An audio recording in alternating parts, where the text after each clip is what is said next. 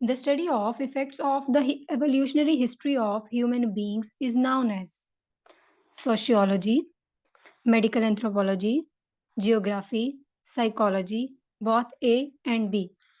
हम लोगों ने ये पहले भी बात की थी, जब आप किसी भी ह्यूमन की एवोल्यूशनरी हिस्ट्री की बात करते हैं तो वो आपका, या कल्चर की बात करते हैं तो वो आपकी मेडिकल एंथ्रोपोलॉजी में आता है। ठीक है। Medical anthropology studies geographical distribution of human races, racial classification, signs and symptom of disease.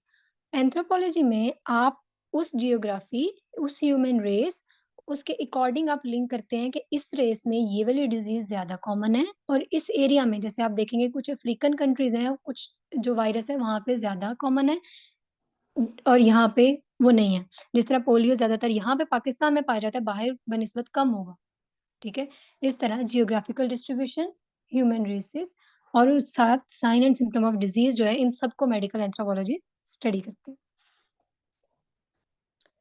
Next है जी, a patient explained his illness. आप लोगों को पेपर में स्टेटमेंट इतनी बड़ी दी होगी, लेकिन एंड पे पूछा एक छोटा सा जवाब होगा। आप लोगों को वो सिर्फ उसने कंफ्यूज करने के लिए इतनी बड़ी स्टेटमेंट देनी है कि आप उस एमसीक्यूज को देख के परेशान हो जाए एक बार, लेकिन आप लोगों ने परेशान नहीं होना। स्टेटमेंट को पहले आराम से 2 बार 3 बार रीड करना है, फिर एंड पे देखना है कि वो आपसे एक्चुअली मांग क्या रहा है, पूछ क्या रहा है। ठीक है। पढ़ के फिर आपने उसको आंसर उसका देना है। और सिनेरियो बेस्ड क्वेश्चंस आते हैं, बीएस में मोस्टली आ जाते हैं, चाहे वो 4 दे दे 5 दे दे, वो एग्जामिनर पे डिपेंड करता है। ठीक है। और एक और चीज, अपने सेंडअप्स के अगर आप लोगों के पास कोई पुराने या अभी के कोई एमसीक्यूज पड़े हैं, जिन जिन कॉलेजेस से आप हैं उनको भी लाजमी प्रिपेयर करें, या इधर उधर के कॉलेज के भी अगर आपके पास आते हैं तो आप लाजमी उनको तैयार करके जाइएगा। A patient explained his illness to the doctor, and in response he has advised him with a medicine. एक मरीज गया डॉक्टर के पास, उसने उसको एक medicine the and few precautions, और कुछ हदायत दी कि आपने ये नहीं करना या ये करना है। How the way in which one acts and conducts one self specially towards other. अब उसने पहले वाली बात, अब ये पढ़े तो पहले वाली दूसरे से बिल्कुल सेपरेट हो गई। अब उसने सवाल ये पूछ लिया है कि हम एक, हमारा जो दूसरे के साथ हमारा बिहेवियर होता है उसको, जो कह लें कंडक्ट होता है, उसको आप क्या कहते हैं? Self conduct, authority, ethics, behaviour, perception. ये बिहेवियर की definition. The way in which we act towards other is known as our behaviour. ठीक है। हमारा दूसरों के साथ बिहेवियर कैसा है। ठीक है। नेक्स्ट है जी, a person works in a hospital. मैं सेल्फ कंडक्ट का क्या है?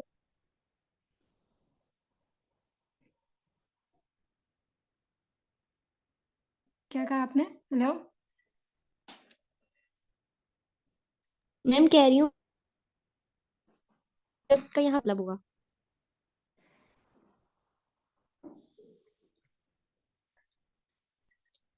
सेल्फ कंडक्ट जो है, क्या कहते हैं उसको,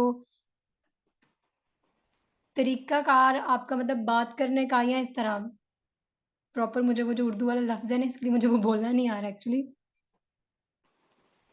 तो मैं ये आपको बाद में मैं आपको प्रॉपर एक्सप्लेन कर दूंगी।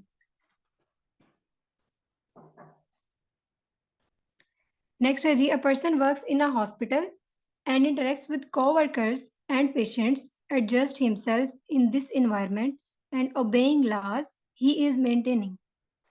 ये हम लोगों ने जब पढ़ा था तो ये होम्योस्टेसिस की डेफिनेशन हमने पढ़ी थी कि एक इंडिविजुअल जो है वो अपने इर्द गिर्द के इन्वायरमेंट में अगर एडजस्ट हो रहा है, वहाँ के लॉ को मेंटेन कर रहा है, ओबे कर रहा है रूल्स एंड रेगुलेशन को, तो वो एक्चुअली होम्योस्टेसिस की स्टेट को मेंटेन कर रहा है।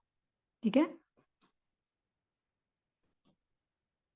The behavioural science aids discipline to all sport, to all to sport holistic medicine except। Behaviour science जो है कौन कौन से जो है कहते हैं डिसिप्लिन को स्टडी करता है, या उसमें हम उसको यूज करते हैं डिसिप्लिन को, except anatomy, psychology, physiology, biochemistry. हम साइकोलॉजी को इसमें जो है वो, क्योंकि वो फिजियोलॉजी और एनाटमी के अंडर ही आ जाता है, तो इसलिए साइकोलॉजी इसमें नहीं है। मेन 3 होते हैं, एनाटमी, फिजियोलॉजी और biochem. Traditional allopathic medicine works on the model of. जो आपकी ट्रेडिशनल एलोपैथिक मेडिसिन है, होलिस्टिक मेडिसिन बायोसाइकोसोशल मॉडल पे वर्क करती है, उसको मतलब फॉलो करती है, जबकि जो एलोपैथिक मेडिसिन है वो आपके बायोमेडिकल मॉडल को फॉलो करती है, ठीक है, क्योंकि वो मेडिसिन से रिलेटेड है, तो biomedical model. The set of external forces that can influence our experience of health and disease, such as family and SES, is known as SES का मतलब है socio-economic status, is known as person, people, environment, health.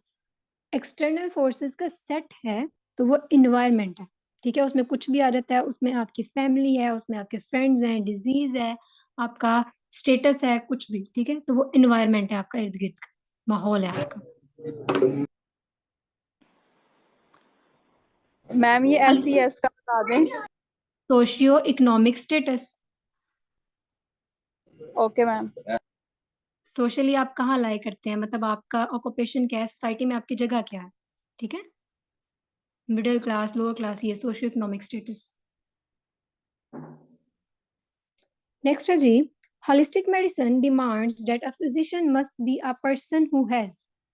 Holistic medicine के according जो एक physician है, doctor है, उसके अंदर कौन कौन सी खसूसियात होनी चाहिए। Belief in the potential of healing act, यानी कि उसको इस चीज पे बिलीव होना चाहिए कि जो पेशेंट है वो ठीक हो सकता है, हील हो सकता है। Capacity to listen and empathise, इतनी कैपेसिटी होनी चाहिए कि वो अगले की बात को पूरा सुन के तो उसके दुख में शरीक हो सके, उसको एम्पैथाइज कर सके। A gentle spirit, all of above. तो ये तीनों चीजें उसमें मौजूद होनी चाहिए जो फिजिशियन होता है। नेक्स्ट है जी, BPS model was based on dash principle. जो बायोसाइकोसोशल मॉडल था वो किन पे बेस्ड करता, प्रिंसिपल्स कितने थे उसके, 5, 4, 3, 2 और 6। बायोसाइकोसोशल मॉडल के टोटल 3 प्रिंसिपल्स थे।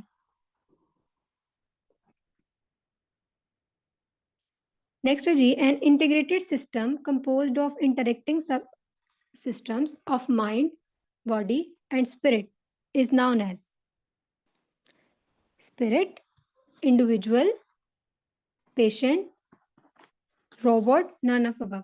आपको पता है कि एक इंडिविजुअल के ये पार्ट होते हैं, माइंड, बॉडी और स्पिरिट।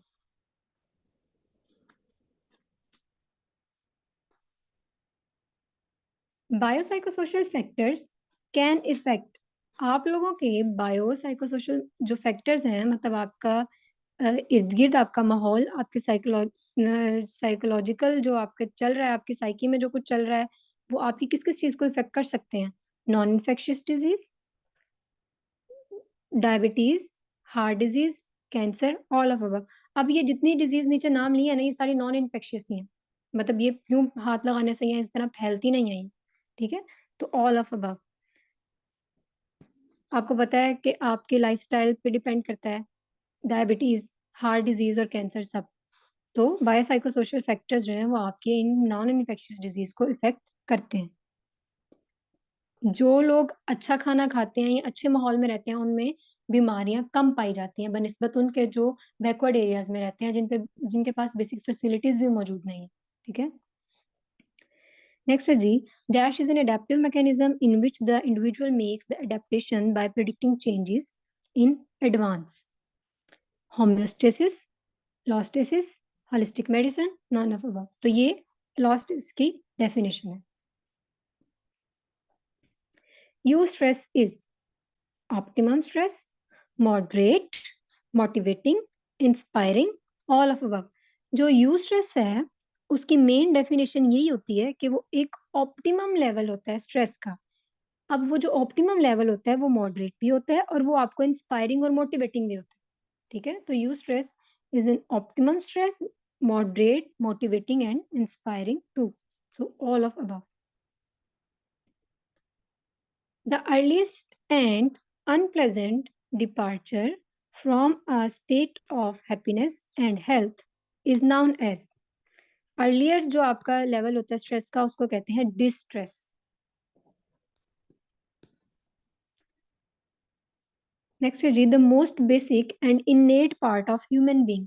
सबसे बेसिक जो बाय बर्थ आप में एक चीज मौजूद होती है जब बच्चा पैदा होता है, तो वो कम्युनिकेशन स्किल आपकी होती है। बच्चा रोता है, उसे भूख लगती है, वो रोता है, तो वो एक नॉन वर्बल टाइप है आपकी कम्युनिकेशन की। तो कम्युनिकेशन सबसे बेसिक और सबसे इनेट पार्ट है ह्यूमन बीइंग का, उसके बिहेवियर में। Factors that obstruct communication are all, यानी कि जो आपकी कम्युनिकेशन पे असर डाल सकते हैं वो कौन कौन से हैं, सिवाय lack of exclusivity, selective listening, maintaining reasonable eye contact, frequently interruption, all of above. अच्छा, ये अगर आप सिलेक्टिव लिसनिंग, वो भी इफेक्ट करेगी। अगर आप उसको पेशेंट को सही से तवज्जो नहीं दे रहे, वो भी इफेक्ट करेगी। हाँ, मेंटेनिंग रीजनेबल आई कांटेक्ट इसमें नहीं। अगर आप पेशेंट के साथ आई कांटेक्ट बना रहे हैं तो वो अच्छा उसे पता लगता है कि आप उसकी बात को सुन रहे हैं, समझ रहे हैं। ठीक है, तो वो चीज अच्छी होती है कि अगर आई कांटेक्ट मेंटेन हो। The process of repeating last few words the patient said और summarising what the patient has said is known as selective reflection, paraphrasing, empathy building और फनलिंग। ये कहते हैं जी पैराफ्रेजिंग को। जब आप पेशेंट के लास्ट फ्यू वर्ड्स को रिपीट करते हैं जब वो आपको कुछ बता रहा है, तो वो आपका कहलाता है पैराफ्रेजिंग।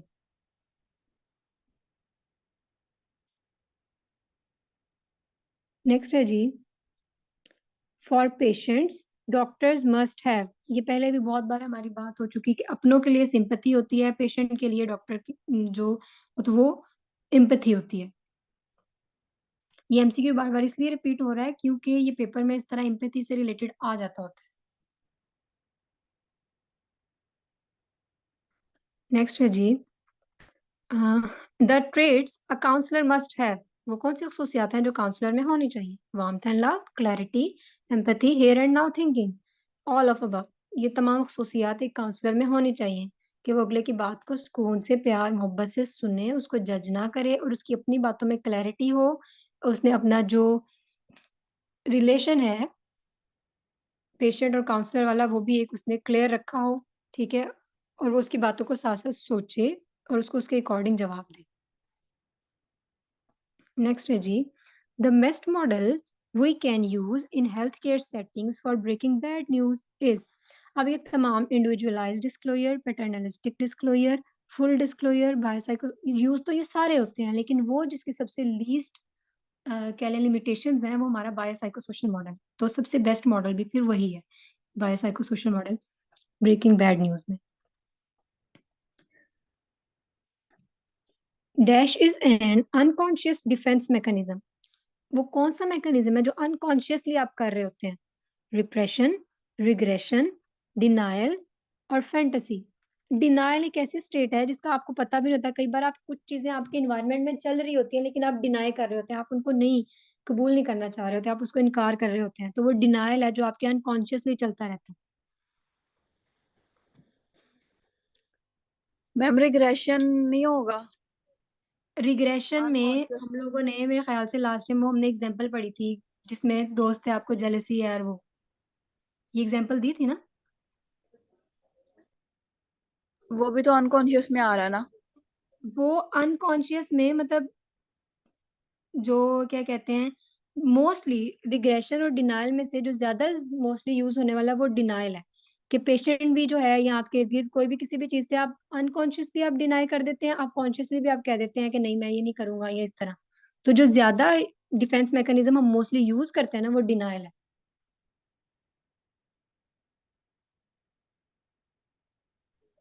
Okay ma'am. कई बार ऐसा होता है कि आप एक काम अभी आपने करना है, आप पहले कह रहे होते हैं नहीं अगर उसने मुझे इस तरह कहा तो मैं उसको मना कर दूंगा। मतलब आप ऑलरेडी एक अनकॉन्शियसली आप उसको पहले से ही डिनाई कर रहे हैं। तो हम किसी भी काम से किसी भी चीज से बचने के लिए जो हम सबसे मेन डिफेंस मैकेनिज्म यूज करते हैं वो डिनायल ही होता है।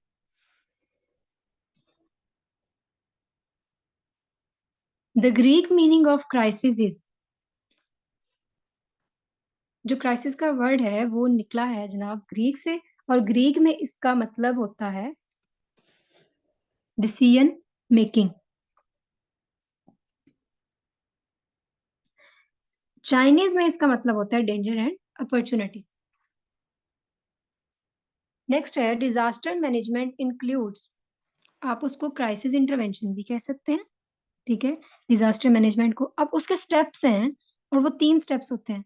उसमें सबसे पहले आपका इमरजेंसी हुई, फिर रिहैब रिहैब वाली फेज आई, फिर एंड पे रिकवरी फेज आई कि दोबारा से आप नॉर्मल लाइफ की तरफ आ रहे हैं, ठीक है। तो इसमें आपने उसकी तरतीब को देखना था कि कौन सी है। तो वो ये है, इमरजेंसी पहले, फिर रिहैब, फिर रिकवरी। नेक्स्ट है जी, conflicts are bad, good, inevitable, none. Conflicts are inevitable, आप कहीं भी काम कर रहे हैं, किसी भी जगह पे छोटे मोटे कॉन्फ्लिक्ट्स हर जगह पे होते हैं, आपके घर में, फ्रेंड्स में, तो इसलिए इनके बगैर गुजारा नहीं है।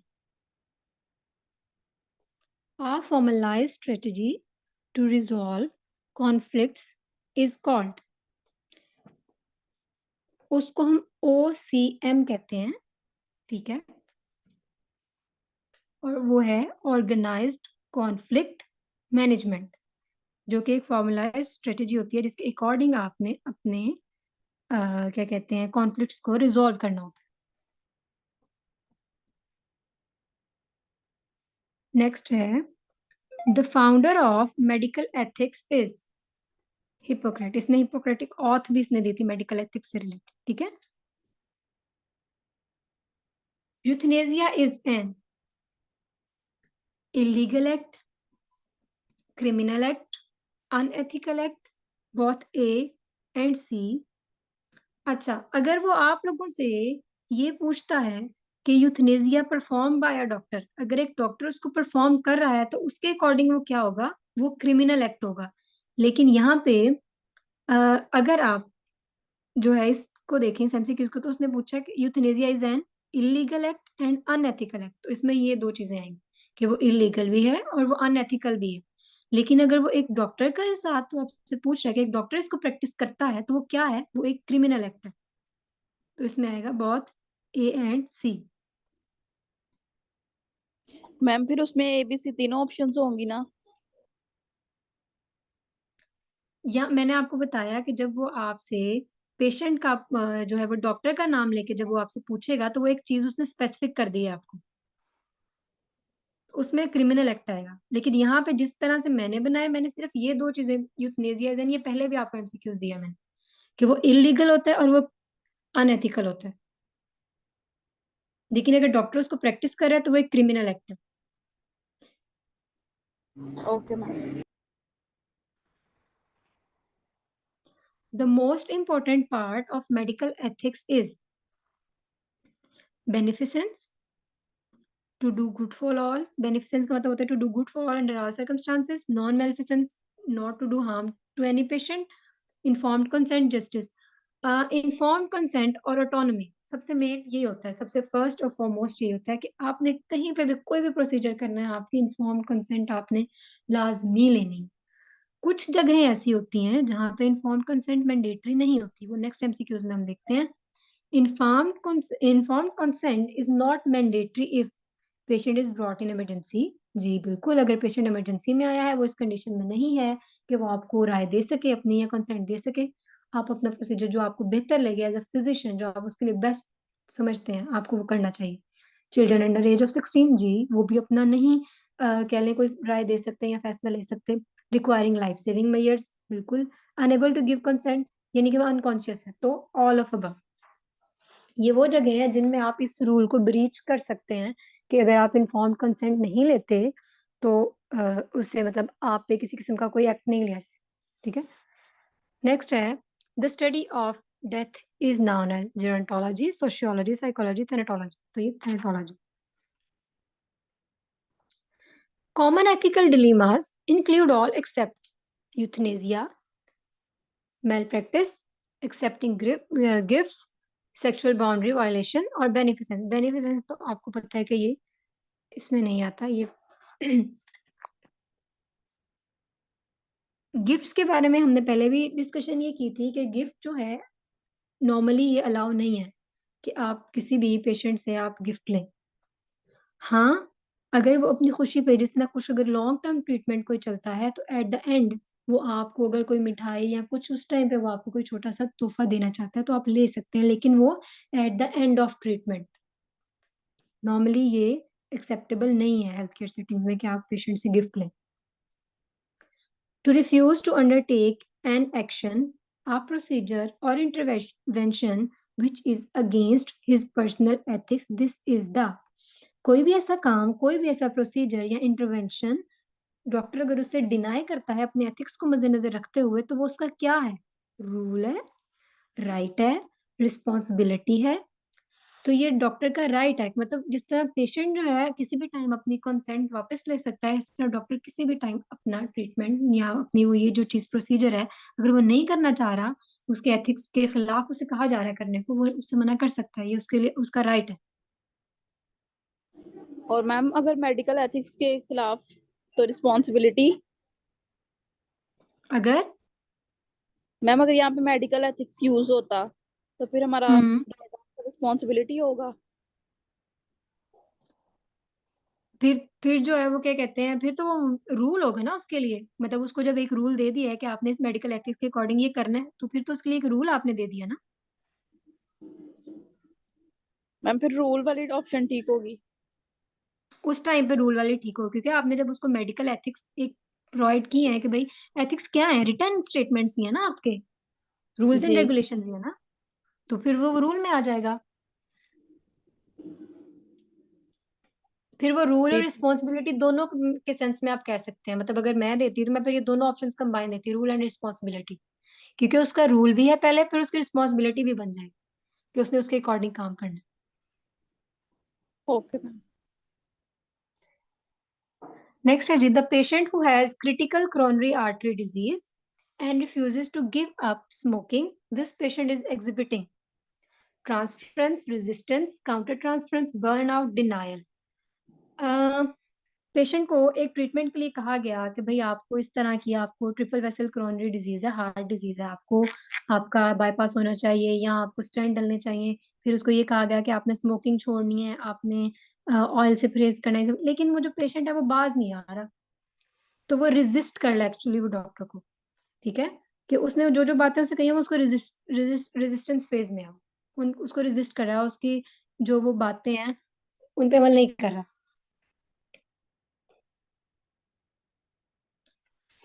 New behavioural patterns are acquired through. नए बिहेवियर पैटर्न हम लोग किस तरह से सीखते हैं? लर्निंग के जरिए लर्न करते हैं हम, इर्द गिर्द के माहौल को देख के, अपने किसी आइडियल को देख के, अपने बड़ों को देख के, तो हम अपने बिहेवियर पैटर्न कुछ भी है हम अपने इर्द गिर्द से सीखते हैं, तो उसको लर्निंग कहते हैं। Punishment, punishment is increases the behavior, decreases the behavior, have no role, और positive reinforcement। जो पनिशमेंट होती है ना बच्चों, वो हमेशा से आपका बिहेवियर जो है ना उसको डिक्रीज कर देती है। किसी भी बात पे आप बच्चे को सजा देंगे तो दोबारा से आप कहेंगे ये काम नहीं करना, तो अगर वो डर जाएगा तो वो दोबारा वो काम नहीं करेगा। तो पनिशमेंट जो है ये डिक्रीज करती है। रीइंफोर्समेंट की बात करें तो रीइंफोर्समेंट जो है वो दो तरह की होती है, पॉजिटिव रीइंफोर्समेंट और नेगेटिव रीइंफोर्समेंट। जो पॉजिटिव रीइंफोर्समेंट होती है वो आपका डिजायर्ड बिहेवियर बढ़ा देती है, कि आपने एक बच्चे को, उसकी राइटिंग अच्छी थी, आपने उसको प्राइज दिया, तो वो दोबारा से उसी तरह का साफ साफ लिखेगा, तो वो उसने उस रिस्पॉन्स को बढ़ा दिया। जो नेगेटिव रीइंफोर्समेंट है वो आपका वो जो आपको बिहेवियर नहीं चाहिए था उसको कम कर देगी। मतलब कि इसमें अगर हम एग्जांपल ये लें कि बच्चा पास शोर कर रहा है, मदर उसको नहीं कुछ कहेगी, उस पर फोकस भी नहीं करेगी, तो वो इन्फोर्समेंट जो है वो एस्केप की फॉर्म में, एक्टिव अवॉइडेंस की फॉर्म में चली जाएगी, कि माँ तो तवज्जो दे नहीं रही, वो बच्चा खुद ही बाज आ जाएगा कि भाई इस चीज का तो असर उन पे नहीं पड़ा, तो वो एस्केप में, या मतलब वो स्टिमुलस खुद ही रिमूव हो जाएगा, या जो क्या कहते हैं वो बिहेवियर खुद ही वो छोड़ देगा वो वाला पैटर्न। तो when the behavior is avoided and repeated, जब बिहेवियर को अवॉइड किया जाता है और उसको रिपीट फिर किया जाता है, तो ये आपकी पॉजिटिव रीइंफोर्समेंट हुई है उसकी। नेक्स्ट है जी, classical conditioning is active learning, passive learning, जो आपकी ऑपरेंट कंडीशनिंग होती है वो एक्टिव लर्निंग होती है और वो रीइंफोर्समेंट पे भी रिलाई करती है और वो आपका वॉलंटरी एक्शन होता है। तो क्लासिकल कंडीशनिंग फिर पैसिव लर्निंग है।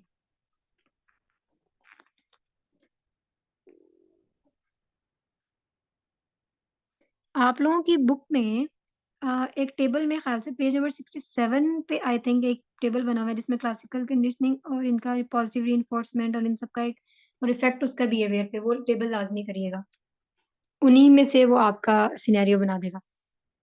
नेक्स्ट है systemic desensitisation therapy is used in patients of dyslipidaemia, phobia, psychological disorder, handicap.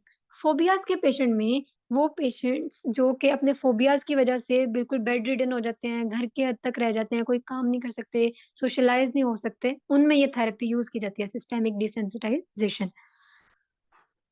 An intense, irrational fear of an object, animal or situation is known as fear, phobia, disease, anxiety, depression। ये है phobia की definition. Intense और irrational fear, किसी कोई चीज, कुछ को पानी से खौफ आता है, कुछ को हाइट का फोबिया होता है, कुछ भी। Thinking about how we think is known as metacognition. Memory has 3 states: retrieval।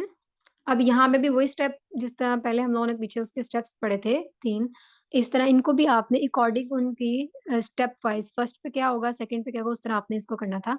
तो मेमोरी की कौन कौन सी होती है? सबसे पहले आपकी होती है एनकोडिंग, फिर स्टोरेज, फिर retrieval.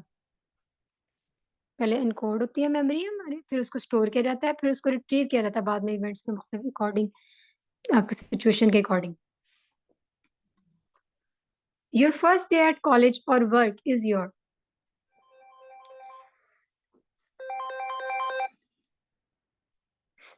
Semantic memory, implicit memory, episodic memory और मेमोरी। वो आपके किसी इवेंट से रिलेटेड है तो वो आपकी एपिसोडिक मेमोरी है, मतलब आपको याद आएगा इस वक्त मैंने जो है क्या कहते हैं ये इस आज के दिन मेरा फर्स्ट डे था कॉलेज का, या मेरा फर्स्ट डे था मेरा वर्क पे, तो वो चीजें आपकी एपिसोडिक मेमोरी है। इसका भी आपको नेक्स्ट मेरे ख्याल से 60, ये जो मेमोरी वाला पेज है इस पे आपको मिलेगी, इसका भी टेबल बना हुआ है, ये भी लाजमी। टेबल्स मोस्टली जो भी आपको किसी भी मॉडल का है, वो किसी भी कह लें इंटरवेंशन का है या क्राइसिस में कुछ में भी जो बना हुआ है वो लाजमी करके जाइएगा। ऑपरेंट कंडीशनिंग और लर्निंग इनमें भी कुछ बने हुए हैं। Inability to recall information is known as, अगर आप कोई भी चीज जो आपने इंफॉर्मेशन स्टोर की हुई है अपने ब्रेन में, अगर आप उसको रिकॉल नहीं कर पा रहे तो वो क्या है? Retrieval problem, memory error, forgetting, interfaces, motivated forgetting, तो वो है फॉरगेटिंग। मैम फॉरगेटिंग और मोटिवेटेड फॉरगेटिंग में डिफरेंस बता दें। हाँ, नेक्स्ट हमारा एमसीक्यूज यही है। मोटिवेटेड फॉरगेटिंग ये होता है कि कुछ चीजें ऐसी हैं, कुछ इवेंट्स ऐसे होते हैं कि लाइक वो आपको बहुत बुरा इफेक्ट रखते हैं आप पे, लेकिन आप कहते हैं कि नहीं, मैं फिलहाल के लिए इसको भूलना चाहता हूँ, पहले मैं ये चीज एंजॉय कर लूँ, मतलब मैं इसकी वजह से अपना अच्छा मोमेंट बर्बाद नहीं करना चाहता। तो वो आप मोटिवेटेड फॉरगेटिंग कर रहे हैं। ठीक है, मोस्टली आप लोग, ज्यादातर लोग अपनी लाइफ में ये चीज यूज करते हैं कि मैं उसको सोच के मैं अभी ये वाला अपना ये वाली चीज मैं बर्बाद नहीं करना चाह रहा, तो वो आपकी मोटिवेटेड फॉरगेटिंग है। ठीक है, जी मैम। तो ये थ्योरी किसने दी थी? ये थ्योरी दी थी जनाब सिगमंड फ्रूड ने, मोटिवेटेड फॉरगेटिंग की। लास्ट है हमारा a setting that enhances your focus while studying is called organization, rehearsal, attention, knowledge। attention मतलब कोई ऐसी सेटिंग जहां पे आप इजीली फुल फोकस से स्टडी कर सकते हैं या कोई भी काम कर सकते हैं, तो वो आपकी अटेंशन होती है। क्लियर है? Yes ma'am. अब आप लोगों ने अगर 5 मिनट का ब्रेक लेना है, पानी पीना है, आप पी के आ सकते हैं, फिर हम नेक्स्ट ठीक है? Okay ma'am.